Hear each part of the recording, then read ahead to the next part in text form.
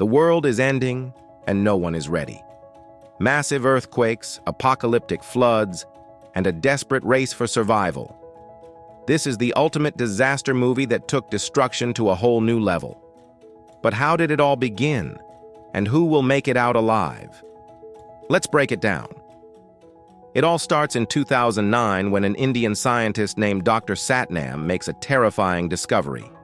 Massive solar flares are heating the Earth's core, causing catastrophic shifts beneath the planet's surface. He alerts Dr. Adrian Helmsley, a U.S. geologist, who realizes that doomsday isn't centuries away, it's right around the corner. Helmsley takes the news straight to the White House, where the government starts making secret plans to ensure humanity's survival. But of course, they can't just tell the public the world is ending. That would cause chaos. Instead, they quietly prepare for the worst. Meanwhile, in Los Angeles, we meet our main character, Jackson Curtis, a struggling writer and divorced dad. Played by John Cusack, Jackson just wants to spend a fun weekend with his kids. Little does he know, he's about to go from a regular guy to the ultimate survivor. While on a camping trip to Yellowstone, Jackson stumbles upon a restricted area where he meets Charlie Frost, a conspiracy theorist and radio host. Charlie claims that the government knows the world is ending and has built massive ships, or arks, to save a select few. Jackson thinks he's crazy until the ground starts shaking. Back in LA, things start falling apart, literally. The earth cracks open, buildings collapse, and the entire city begins to sink. Jackson rushes to get his family out, and what follows is one of the wildest escape sequences in disaster movie history. Dodging falling buildings, crumbling highways, and explosions, Jackson somehow manages to get his ex-wife, her boyfriend Gordon, and their kids onto a small private plane.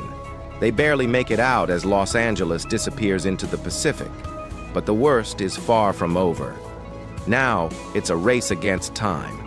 Jackson realizes that Charlie Frost was right. There are secret arks being built to save humanity. But they're not in America. They're in China. And getting there? Not so easy. Meanwhile, world leaders are making their final moves. The U.S. president chooses to stay behind, but his daughter and other high-ranking officials are secretly flown to safety.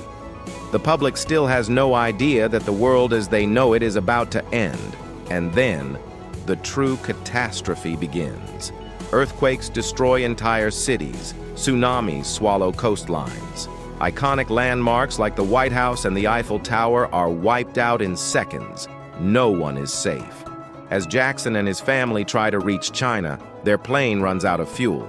They make a daring crash landing in the Himalayas, where they must find a way to sneak onto the arks. But with the entire world in chaos, the gates won't be open for just anyone. As they fight to reach safety, a mega-tsunami approaches the Ark facility, threatening to wipe out the last hope for humanity. Dr. Helmsley and other officials struggle with a moral dilemma. Do they let in more people, or do they close the doors forever? Jackson and his family find themselves trapped, just as the Ark's system malfunctions. The doors won't close, and with the wave rushing in, the entire ship is at risk. In one last desperate move, Jackson dives deep into the mechanical chambers, risking his life to fix the problem. Water rushes in, alarms blare, and time runs out. But at the last second, Jackson succeeds, and the massive ark stabilizes just as the tsunami passes. The survivors on board take a breath of relief, realizing they have just witnessed the end of the world, but also the beginning of a new one. Days later, as the floodwaters begin to settle, a satellite scan reveals that Africa is now the highest landmass on Earth. The arks set sail towards their new home, where humanity will get a second chance. Jackson reunites with his family, knowing that they have survived the impossible. As the sun rises over a new world, hope is restored, and humanity moves forward, ready to rebuild. This isn't just a disaster movie. It's the disaster movie. Packed with jaw-dropping visuals, emotional moments, and non-stop action, it's a roller coaster from start to finish. Whether you're watching it for the first time or reliving the chaos, one thing's for sure: you'll never look at 2012 the same way again. Thanks for watching. If you enjoyed this recap, don't forget to like, subscribe, and tell us what's your favorite disaster movie.